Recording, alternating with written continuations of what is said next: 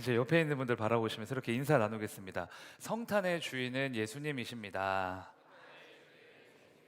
네, 한 번 더 할까요? 우리의 구주는 예수님이십니다. 네, 오늘은 성탄의 주인 예수 그리스도라는 제목으로 마태복음 2장 1절에서 6절 말씀 나누려고 합니다. 제가 한 절, 여러분들 한 절 이렇게 교독하겠습니다. 헤롯 왕 때에 예수께서 유대 베들레헴에서 나심에 동방으로부터 박사들이 예루살렘에 이르러 말하되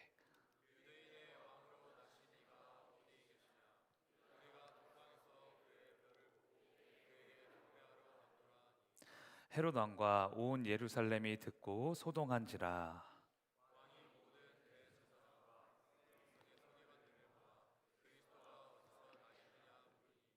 이르되 유대 베들레헴이오니 이는 선지자로 이렇게 기록된 바 또 유대 땅 베들레헴아 너는 유대 고을 중에서 가장 작지 아니하도다.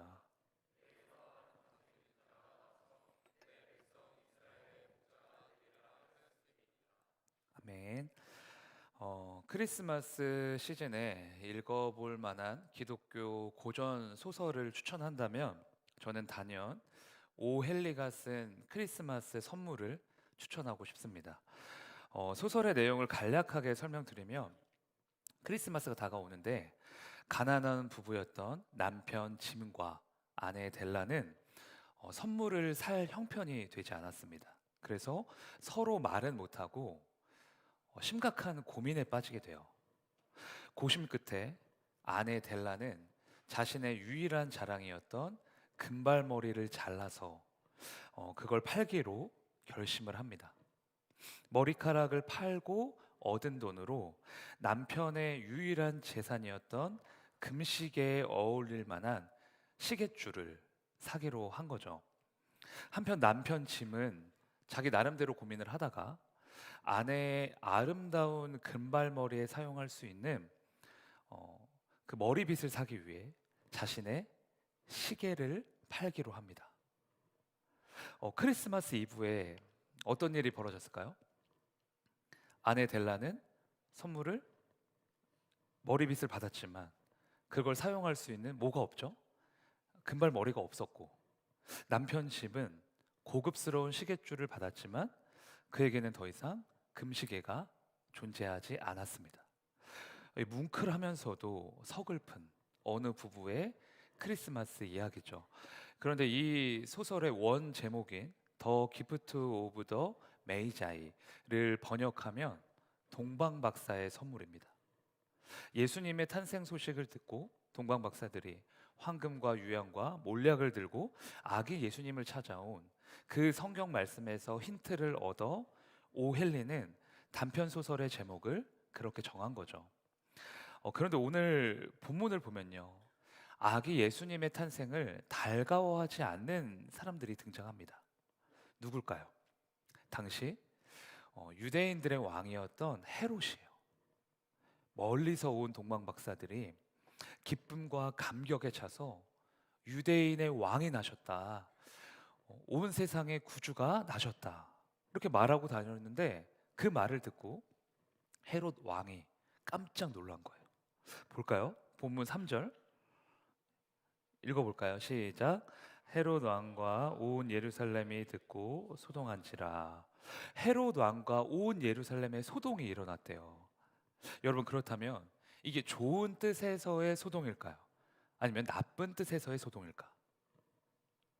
세 번역 성경으로 다시 한번 볼까요? 세 번역 성경으로 똑같은 구절 같이 읽겠습니다. 시작. 헤롯 왕은 이 말을 듣고 당황하였고 온 예루살렘 사람들도 그와 함께 당황하였다. 당황했다는 걸 미루어 보아 지금 예루살렘에서 일어난 소동은 긍정적인 반응이 아니라는 걸 알 수 있죠. 헤롯 왕의 입장은 정확히 이겁니다. 어? 절대 있어서는 안 된 일인데? 이게 무슨 날벼락 같은 소리야? 깜짝 놀란 거죠. 그렇다면 헤롯은 왜 이렇게 갑자기 당황했을까요? 왜 예수님의 탄생을 싫어했을까? 답은 간단하죠. 왕자의 자리에서 내려오고 싶지 않았기 때문이에요. 헤롯 왕이잖아요. 왕. 왕은 자기가 돼야 하는 거예요. 절대 내려올 수 없습니다. 그런데 예수님이라는 왕이, 새로운 왕이 나셨다고 하니까 너무 싫은 거예요. 받아들일 수가 없는 겁니다. 그래서 헤롯 왕이 무슨 짓을 벌이느냐? 베들레헴 지경 아래 있는 2살 아래 모든 사내들을 다 죽여라. 베들레헴에서 왕이 탄생한다고 하니까 그러면 아예 씨를 말려버려라. 그게 명령한 거죠. 얼마나 악한 인생입니까? 그 지옥으로 가는 파멸의 인생이죠. 그런데 성경을 보면요, 헤롯과 아예 상반되는 사람들도 있더라고요. 볼까요? 누가복음 2장 10절 읽겠습니다. 시작. 목자들은 자기들에게 이르던 바와 같이 듣고 본 모든 것으로 인하여 하나님께 영광을 돌리고 찬송하며 돌아가니라. 천사들이 내려왔어요. 그래서 다윗의 동네에 이제 구주가 나실 것이다. 그분은 강보에 쌓여 구유에서 태어나실 것이다 라고 목자들에게 말한 거예요.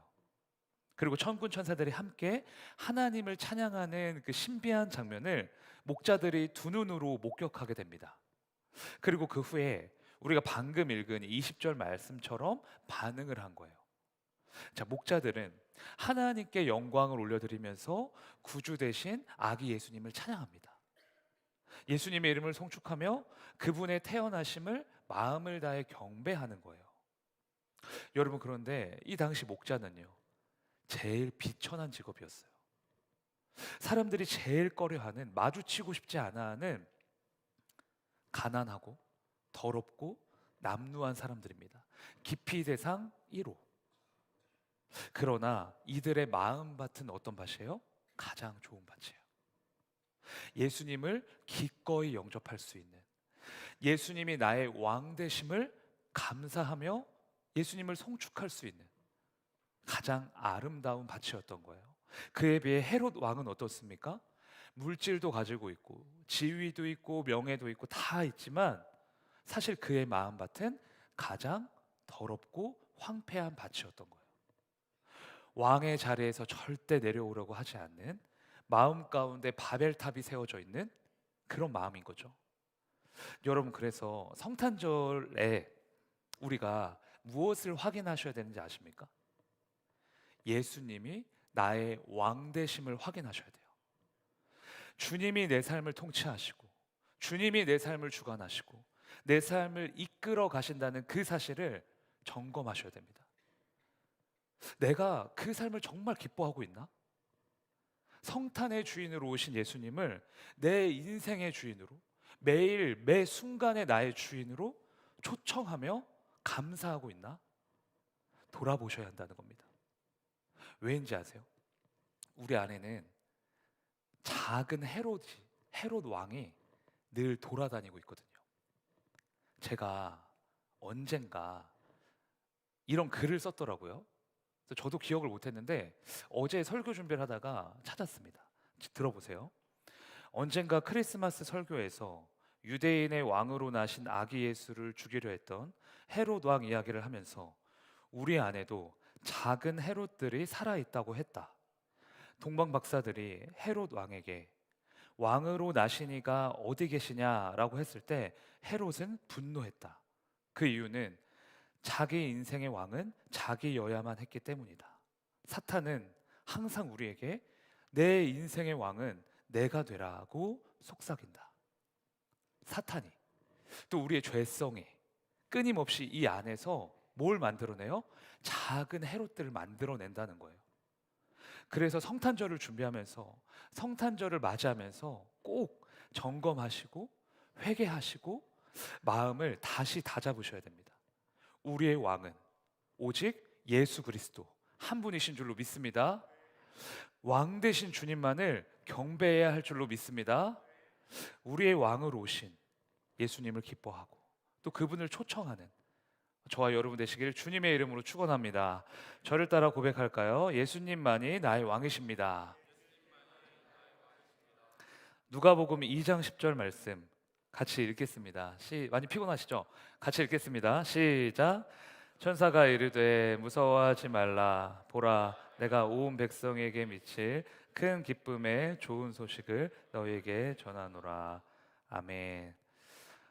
여러분이 조는 거는 여러분의 잘못이 아니고 제 목소리가 나긋나긋해서 그런 것 같아요. 네, 그런가요? 네. 천사가 내려와서 이제 예수님의 탄생 소식을 알려주는데 그 소식을 이렇게 말하고 있죠. 큰 기쁨의 좋은 소식이다. 왜 그냥 기쁨의 좋은 소식이 아니라 큰 기쁨의 좋은 소식일까? 이 소식은 우리의 모든 슬픔과 모든 어두움과 모든 과거와 모든 저주를 넉넉히 이기고도 남을 만큼의 기쁨이기 때문이에요. 이 세상에서 이보다 더 좋은 소식, 이보다 더 기쁜 건 없는 거죠. 그래서 성경은 이 소식을 가리켜 복음, 굿뉴스라고 하죠. 죄와 사망과 저주의 권세 아래에 있던 우리에게 가장 좋은 소식이 도착했다는 겁니다. 예수님께서 우리 죄를 대신하여 죽으시고 죽음에서 부활하셨는데 그 진리를 믿는 자마다 영원한 생명과 천국이 값없이 주어진다는 영광스러운 복음이죠. 그렇다면 이 큰 기쁨의 좋은 소식을 받은 우리들, 저와 여러분은 어떻게 반응을 해야 될까? 로마서 5장 11절 제가 읽어볼게요. 그뿐 아니라 이제 우리로 화목하게 하신 우리 주 예수 그리스도로 말미암아 하나님 안에서 또한 즐거워하느니라. 예수 그리스도로 말미암아 무엇을 합니까? 즐거워한대요. 차오르는 기쁨을 숨길 수가 없고 멈출 수가 없답니다. 저는 이 말씀 보면서요, 다윗이랑 그의 아내 미갈이 떠올랐어요. 다윗은 적군에게 빼앗겼던 언약궤를 예루살렘 성으로 이제 되찾아오자 힘을 다하여 춤을 추기 시작합니다. 왕의 채통과 권위는 전혀 고려하지 않은 채로 광대처럼 기뻐 춤을 추는 거예요. 그런데 그의 아내 미갈은 그런 아내를 보고 어떻게 해요? 볼까요? 사무엘하 6장 16절 제가 읽겠습니다. 여호와의 궤가 다윗성으로 들어올 때 사울의 딸 미갈이 창으로 내다보다가 다윗 왕이 여호와 앞에서 뛰놀며 춤추는 것을 보고 심중에 그를 업신여기니라. 개역개정 성경에서는 업신여겼다 번역했는데 제가 보기에는 너무 착하게 번역을 한 겁니다. 히브리어 원어로 업신여기다는 직역하면은 경멸하다예요. 무슨 말인지 아시겠어요? 하나님 앞에서 막 뛰놀고 막 찬양하는 그 다윗을 보고 미갈은 그를 경멸한 겁니다. 왜 저러는 거야 진짜. 속된 말로, 우리 말로 쪽팔려 죽겠다. 여러분, 그런데 다윗이 이렇게 광대처럼 춤을 춘 이유가 있더라고요. 시편 24편은 언약궤가 예루살렘 성으로 돌아왔을 때 다윗이 하나님께 고백한 찬양인데 그 시편에 우리가 너무 잘 아는 찬양의 가사가 나와요. 볼까요? 시편 23편 9절 10절 읽겠습니다. 시작. 문들아 너희 머리를 들지어다.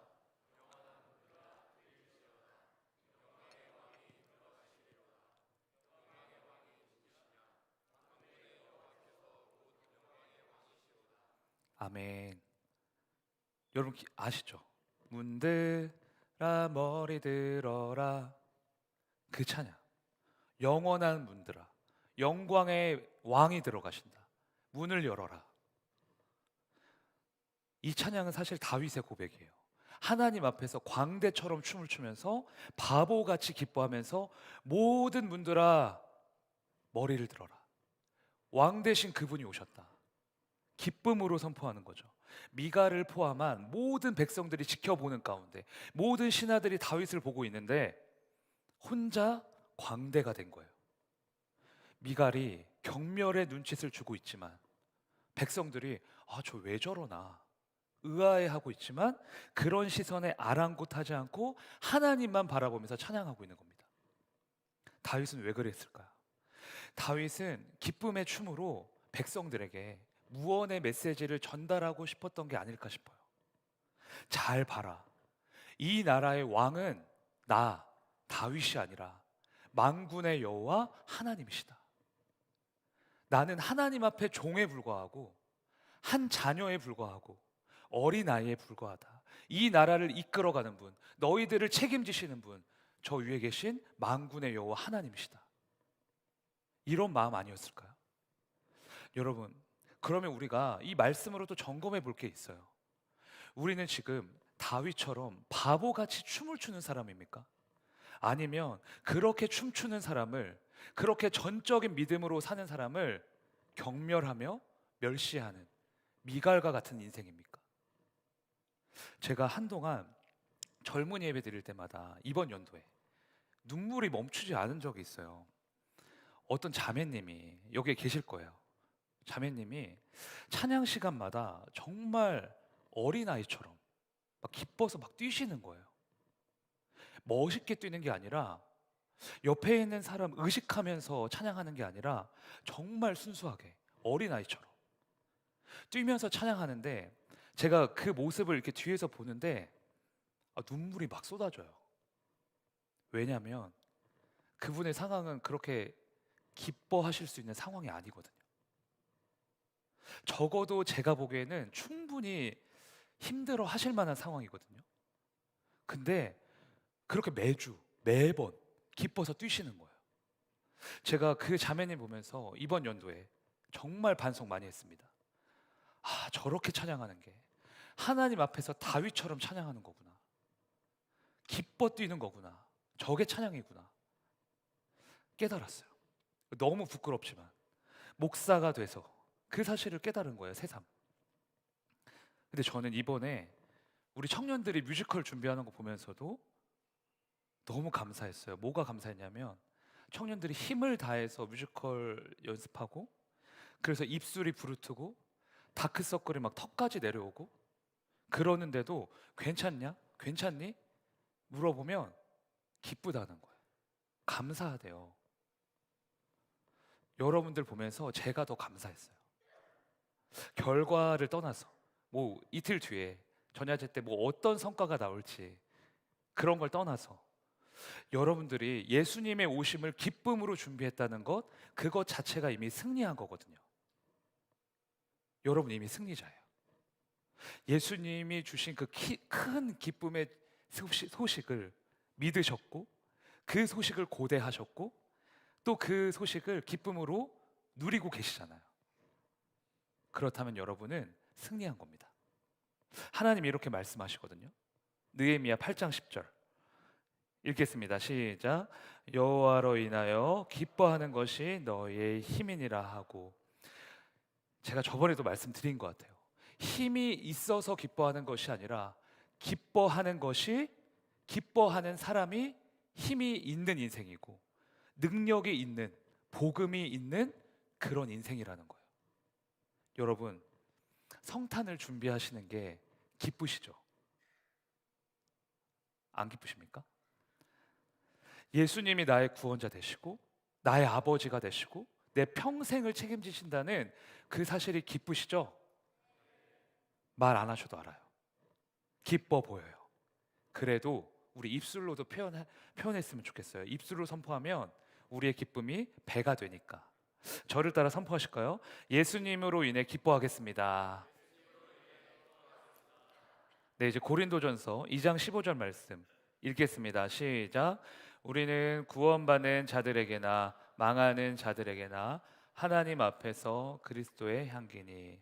성탄을 준비하면서 첫 번째로 예수님이 나의 왕 되심을 인정하자 말씀드렸고요. 그리고 두 번째로 예수님으로 인해 기뻐하는 삶이 되자 말씀드렸습니다. 이제 마지막이에요. 성탄을 맞이하면서 우리는 예수님의 향기로 살아가는 사람인가? 아니면 나의 채취를 묻히는 사람인가? 점검해 봤으면 좋겠어요. 제가 향수를 좀 좋아하는 편이거든요. 근데 향수마다 향이 다 다르지만 향수의 공통적인 특징이 하나 있어요. 뭔지 아세요? 그 향수라는 실체는 분명히 있는데 조금 있으면 사라진다는 거예요. 그러니까 달콤한 향을 뿌리면 아, 달콤한 향수구나. 시원한 향을 뿌리면 아, 시원한 향수구나. 당연히 알아요. 그런데 모든 향수는요, 사라집니다. 어떤 모양을 남기지 않아요. 그게 향기의 특징이에요. 그런데 사도 바울이 지금 우리는 그리스도의 향기래요. 그러면 뭘 말하고 싶은지 아시겠어요? 우리 각자의 이름을 가지고 각자를 부르신 곳에서 각자의 사명을 다하지만 우리 각자의 실체가 분명히 있지만 모든 곳에서 우리의 채취를 남기는 것이 아니라 그리스도의 향기를 남기는 사람이 그리스도인이라는 거예요. 실체를 가지고 살아가지만 거기에 우리의 모양과 업적과 영광은 남아있지 않습니다. 오직 예수님의 이름과 예수님의 은혜와 예수님의 향기가 남아있는 거예요. 그게 저와 여러분의 역할입니다. 실체를 가지고 있으면서도 조금 있으면 나는 날아가 버리고 내가 밟은 그 자리에 예수님의 향기를 남기는 것, 우리의 평생 사명이에요. 그리고 향기의 특징이 하나 더 있습니다. 뭔지 아세요? 향기는 그 공간을 채운다는 거예요. 가득 채웁니다. 여러분, 굉장히 독한 향수를 쓰는 사람을 한 번쯤 만나보셨죠? 독한 향수를 뿌린 분이 내 옆에 오면 어때요? 코를 찔러요. 막 인상이 찌푸려져요. 막 힘들어서. 근데 제가 고등학교를 남고를 나왔거든요. 독한 향수보다 더 참을 수 없는 냄새가 있는데 남자 애들이 그 점심시간에 축구를 하거든요. 근데 축구를 하고 돌아와서 그 축구화를 실내화로 갈아시는 다음에 그 5교시, 그 남고 나오신 분들 다 아실 텐데 그 5교시가 장난 아니에요. 그 5교시. 그 발냄새는 어떻게 설명할 길이 없어요. 그래서 한 번은 제가 거짓말 안 하고 결혼 안 하신 여자 선생님이 5교시에 수업이라서 들어오신 적이 있는데 그냥 나가셨어요. 너무 심해가지고. 저희가 축구를 엄청 열심히 하는 반이었거든요. 저희 반이. 이처럼 향기는 좋은 향기든 나쁜 향기든 그 공간을 채웁니다. 공간을 채운다는 건 바꿔 말해서 영향력이 있다는 말이에요. 이거 꼭 기억하세요. 향기는 영향력이 있습니다. 우리가 밟는 곳에, 우리가 있는 곳에 내가 좋든 싫든, 내가 의도하든 의도하지 않든 어떤 향기가, 어떤 영향력이 발산되고 있다는 거죠. 여러분, 근데 예수님이 우리에게 오셨습니다. 예수님이 우리에게 주신 건 뭐예요? 십자가 사랑의 향기예요. 여기에 있는 분들 한 사람도 빠짐없이 그 향기 다 받으셨어요. 그런데 저와 여러분은 그 향기를 잘 가꿔서 발전시켜 나가는 사람일까? 아니면 그 향기가 다 덮일 만큼 나의 채취로 살아가는 사람인가? 이번 성탄절을 맞이하면서 우리가 기도해 봤으면 좋겠어요. 하나님, 주님이 우리에게 주신 건 십자가 그 사랑의 향기인데 우리는 어느새 그 향기를 잃고 살았는지도 모르겠습니다. 나의 채취와 세상의 냄새를 풍기고 살았다면 이제 그런 썩은 향기는 좀 걷어주시고 오직 예수님의 향기만 발산하는 우리가 되게 하여 주옵소서. 이렇게 기도하셨으면 좋겠습니다. 그러면 우리의 삶을 통해 온 세상의 주를 보게 되는 그 은혜가 임할 줄로 믿습니다. 저를 따라 고백하실까요? 예수님의 향기로 살겠습니다. 네, 오늘은 좀 기쁜 찬양을 했으면 좋겠어요. 천사들의 노래가 저희가 찬양하면서 우리의 구주로 오신 예수님을 기뻐하며 함께 나아가겠습니다.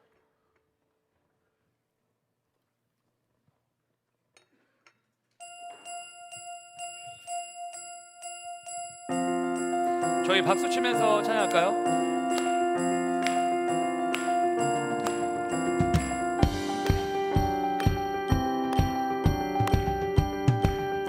천사들의 노래가 하늘에서 들리니 상과들이 기뻐서 메아리 쳐 울린다. 우리 2절로 찬양하시겠습니다.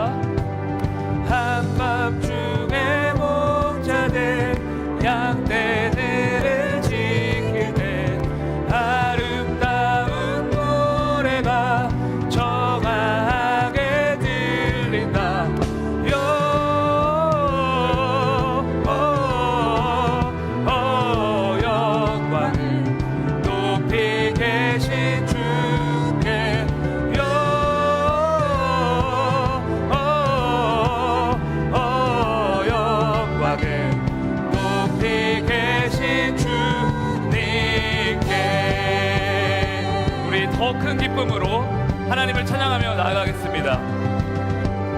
베들레헴 달려가 다시 나귀 예수께 부러 경배합시다.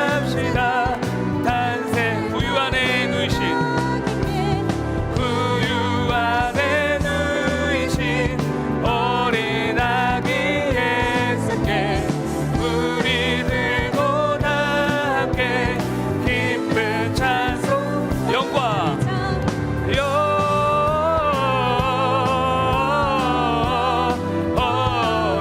영광을 높이 계신 주께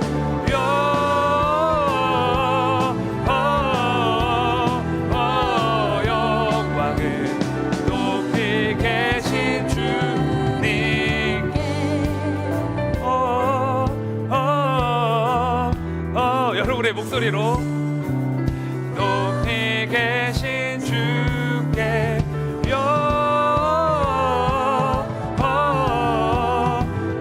영광을 우리 이번에 다 함께 찬양하겠습니다.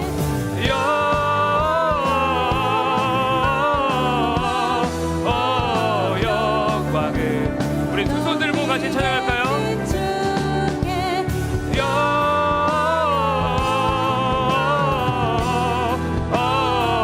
영광을 높이 계신 주님께.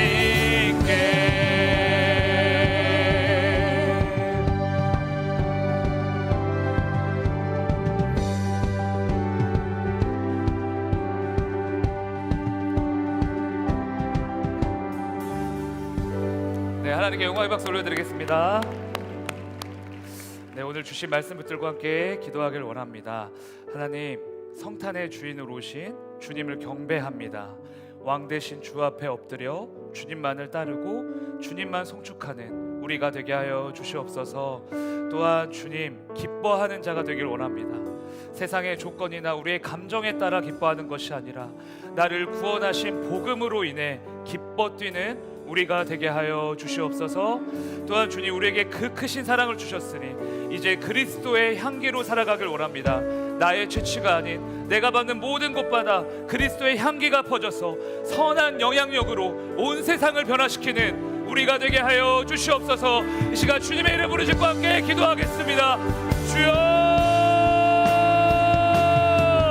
하나님 아버지 감사합니다. 하나님 우리의 구주가 되어 주시니 감사합니다. 하나님 우리를 죄 가운데서 사망 가운데서 구원하여 주시니 감사합니다. 하나님 아버지 이제는 그 감격과 감사와 기쁨을 가지고 살아가게 하여 주시옵소서. 하나님 기뻐하는 것이 우리의 힘인 줄로 믿사오니 하나님 날마다 기뻐 뛰는 우리의 심령이 되게 하여 주시옵소서. 하나님 아버지요, 하나님 아버지 주님을 바랍니다. 주님을 소망합니다. 하나님 주님께 우리의 모든 소망을 둡니다. 하나님 우리와 함께하여 주시옵소서. 하나님 이제 그리스도의 향기가 되어 살아가길 원합니다.